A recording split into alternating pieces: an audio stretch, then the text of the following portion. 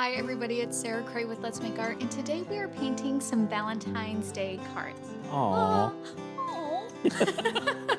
I'm mixing it up. Now I went through a bunch of different ideas, but my goal with this was to make it really fast. And so what we're painting today are these cute vintage inspired little cards. Those are Okay. so cute. Aren't they so cute? And the whole month of February that we're focusing on for our monthly release in terms of projects that we have going on is book club. And so one of the projects that we're doing is we're painting on vintage pages. And I just like, as I was painting these cards, I really wanted to lean into Valentine's Day with that as well. You know what I mean? Like Mhm. vintage Valentine is so cute. And the bows that also goes with their theme. And I just love bows. So it just like kind of turned into this beautiful thing. I will also say though that I did come up with these. No, that's a lie. I did not come up with this idea. Nina Marler, who is part of our llama community, she tagged me. She did this in her journal, these cute little love bugs. Those are so cute. Aren't they so cute? And I was Yeah. just like, Nina, that's so cute. Can I use this idea? And she's like, absolutely. So, Nina, thank you for being so creative and allowing me to use your idea. Um, I painted these as well, which are so fun and so cute, but they're a little bit more time consuming. So, if you're interested in learning how to do this, comment and let me know, and I can do a shorts video on our YouTube teaching you how to do this. Perfect. So, this was going to be my plan. And then I was just like, you know what? I want something faster than this. Also, my handwriting is just not great. And I really was mean to myself about it. And I'm like, You forgot to listen, take the oath. yeah, I need to do that. So just comment, let me know if that's something you're interested in, and I can make a short for you on that. But today we are focusing on these super cute, kind of vintage, reading inspired little cards. Okay. Love them. All right. Let's do our oath and then we're going to get into it. So if you can raise your right hand and repeat after me, I promise to be kind to myself. Promise to be kind to myself. I promise not to compare my work. Promise not to compare my work. And I promise to have fun. And I promise to have fun. Thank you. Now, when it comes to painting on vintage paper, you might be like, what kind of paper am I looking for? So basically, when I'm going through stores and stuff like this is a book that I found in a thrift store in Kansas City. You're usually going to want to have, like when you feel the texture of the paper, you don't want it to be slippery.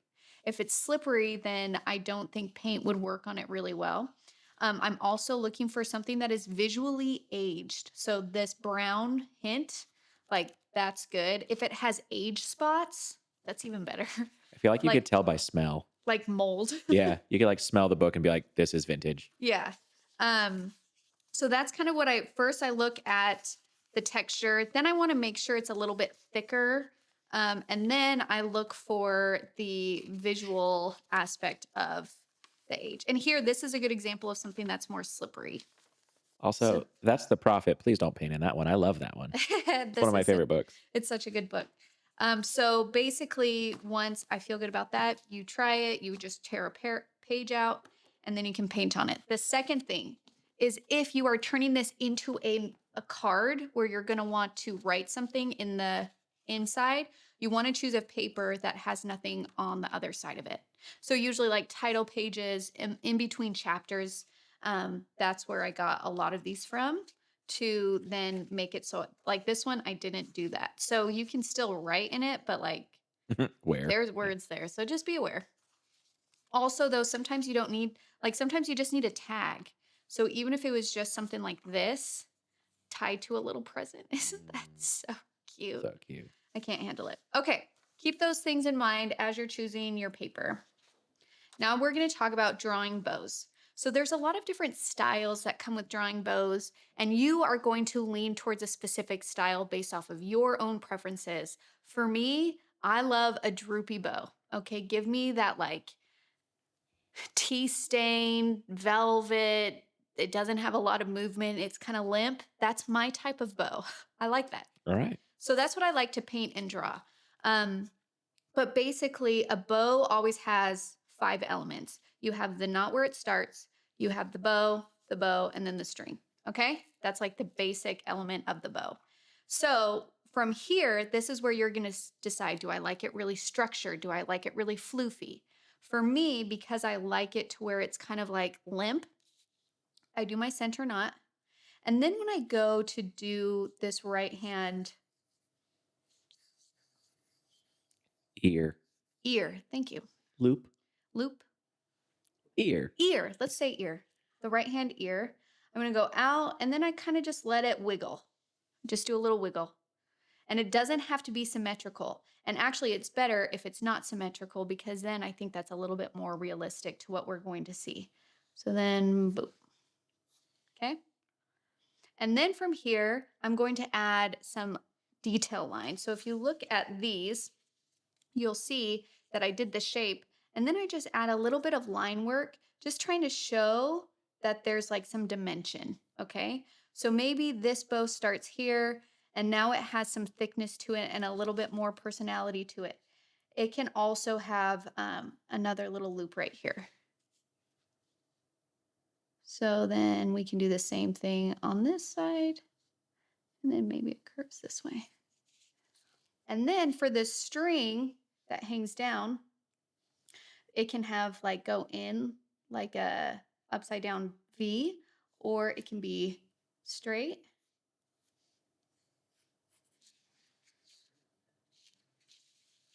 So I just want you to basically take a scratch piece of paper and pencil and play with it.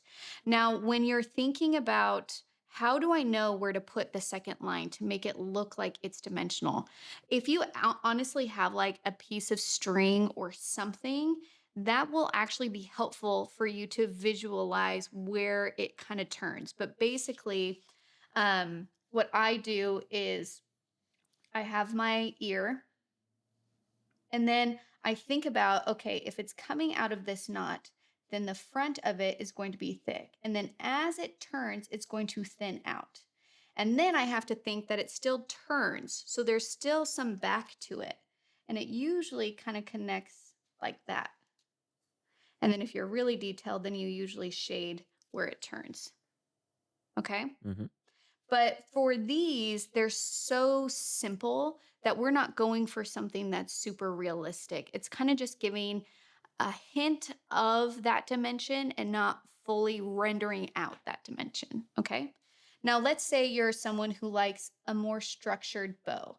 Basically, then your ears are going to stay like up, like that. And then from here, you can do the same thing where you add a little detail line and then it twists, or maybe it twists here.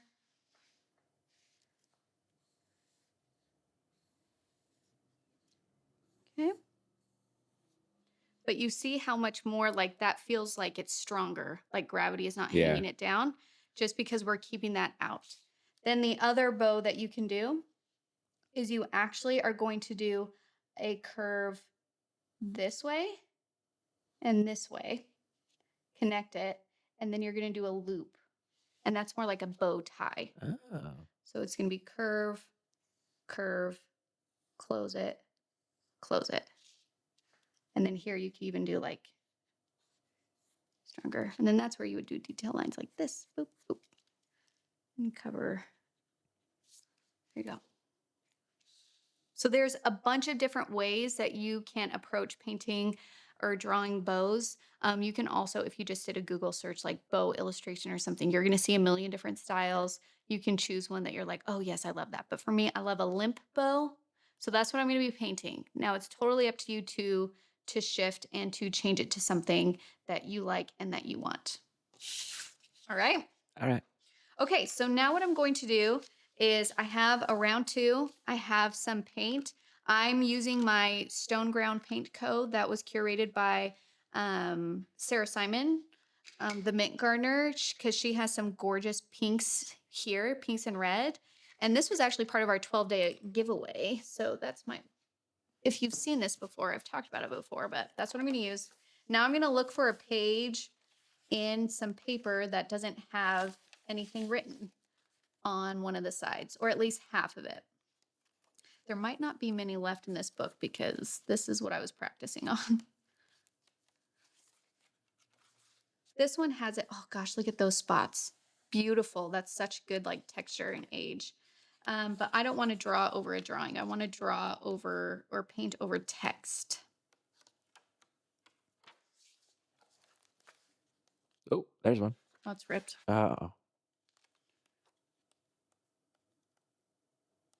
We could do this one and then just fold it so this is the bottom half. okay. Okay. Yep. So you're just going to carefully. Oh, no, no, no, no. Don't rip on me. I'm pulling out. If you have a, Razor? yeah, but it's like a craft razor. X-Acto knife. If you have an X-Acto knife, this would be much better. Oh, no, I ripped it. That's all right. I'm going to keep going. Okay, so I got a little bit rip in here, but I actually think it's okay. And then I'm just going to fold it to make sure that the blank is going to be on the inside. So when they lift the card open, you can write something there if you want. I don't need to tape this down because it's not going to be super wet. And I'm just going to start. If you want to draw your bows first, you can. But if you like to live on the edge like me, I'm just going to go for it. I'm going to do, I think I'm going to do a red in the center. So I'm going to start with my center bow first. So I have my little knot. How hardcore is Sarah Cray, you ask? Well, she freehands floppy bows. And if you don't understand that, then you don't even know. You can draw yours out first, but for me, I've noticed that like, then I like try and be too precise and I'm just going to go for it. The worst thing that can happen is I got to get another sheet out of this whole book that I have. So that's not a big deal. Okay. And then I'm just going to let it kind of flop down. And remember, it doesn't need to be symmetrical. Okay, so there's my floppy bow. And then this is kind of where if you want to square off the knot or if you want to keep it round, you can. And then if you want to do a little bit of detail lines, you also can. Just try and think about doing them where the line is a little bit more thin. So here it's nice and thick. I don't know if I need to do a detail line right there, but up here I could probably stand to do a little bit of the hint of its form. You know what I'm saying? Yep. Maybe here too. So just a little line detail. And now I'm going to do this. And I love to give this a little bit of movement as well. And then I'm going to actually thicken that like so. Let's do the same thing over here. And again, these don't need to be symmetrical. It actually is a little bit better if one is longer than the other. There you go. I'm so obsessed with this. Like, honestly, I think just one bow is super powerful as well. Yeah, cute. Like, it doesn't even have to, you don't even have to keep going if you don't want to, but I will. Okay, now I'm going to use this kind of really dusty pink, and I'm going to do 2 bows along the either side. Now, if you're only using 2 colors, then keep the 2 colors along the edge. Don't do pink, pink, and red because then it's compositionally, that's going to create a line because of the color. If you want to use 3 different colors, that works great. You can use 3 different colors for your bows. If you're using 2, then you want to keep them opposite from the middle. Okay, same thing. I'm going to start with the center. Also notice it doesn't need to be the same line. I'm like purposely creating a little bit of movement in here. And then I can kind of work around what I've already painted. So.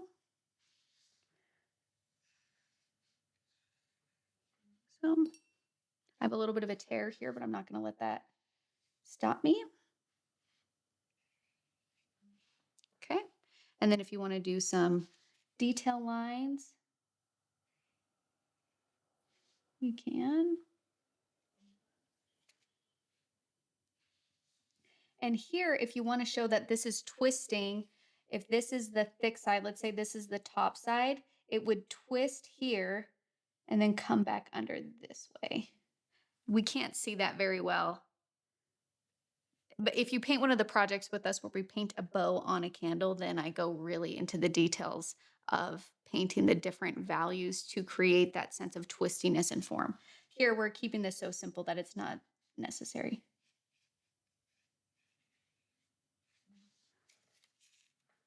Okay, now I'm going to do the opposite side. And I'm kind of mixing a little bit of this darker pink into it because this one is so light it didn't really show up that much against the paper. So let's do a center here. Boop. I'm just using around 2.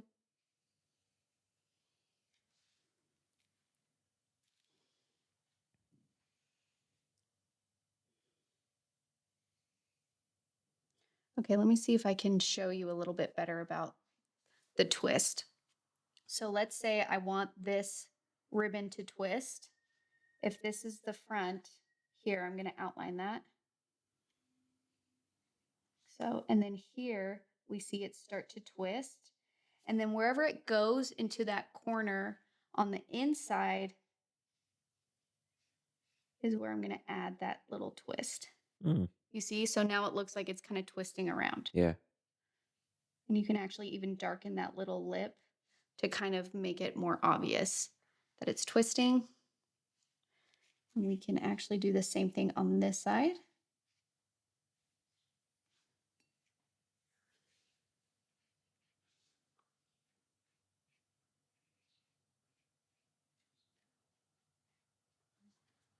A little twist in that. Let's do some detail lines here.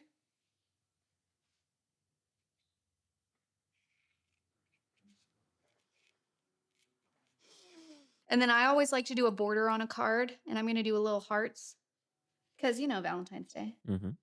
Little heart in the corner, little heart in the corner.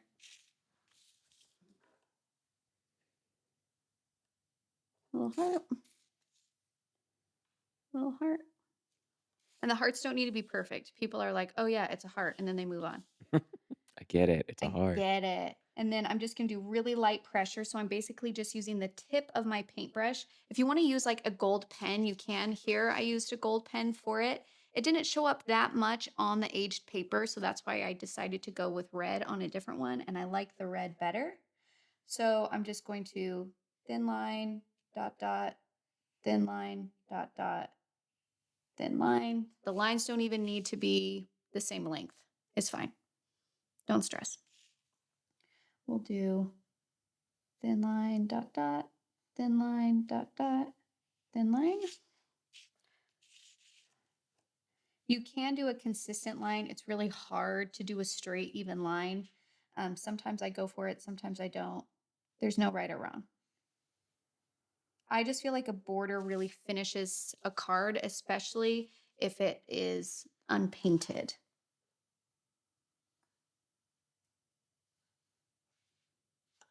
And it's okay if like some of the lines are a little bit thinner, some are a bit thicker. It's fine. This is a handmade card, okay?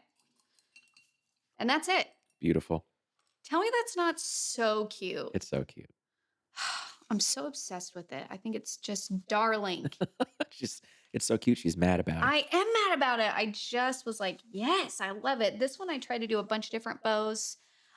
So play with this. If you want to do, kind of like the presents card that I did a while ago, where it's just a bunch of different colors and types of bows, that would also be really cute. Maybe you wanted to add hearts in the center instead of doing the knots on the bows. Or maybe the bows themselves have tiny little hearts on them. Like, especially if you do like a nice big bow tie bow where it's Mm. thicker, you can do designs on them and all that kind of stuff. But really, my hope is to give yourself 10 minutes, use things that you already have, and create something that is unique. Make something that's from your hands. And we don't have to, make it big, spend hours on it. Sometimes it's just quick and fun and easy, and then we can go from there. So thank you guys so much for painting with me. I can't wait to see what these, what kind of papers you find. I mean, handmade paper would also be stunning. Like, Mhm. honestly, any paper with some sort of like texture or element. You can buy handmade floral paper that has like flower petals in it, which is Mm. beautiful. That'd be You can really make cool. them yourself if you have a screen. It's actually pretty straightforward on how to make paper. So, anyways, thank you guys. Happy Valentine's Day, and we'll see you next time. Bye.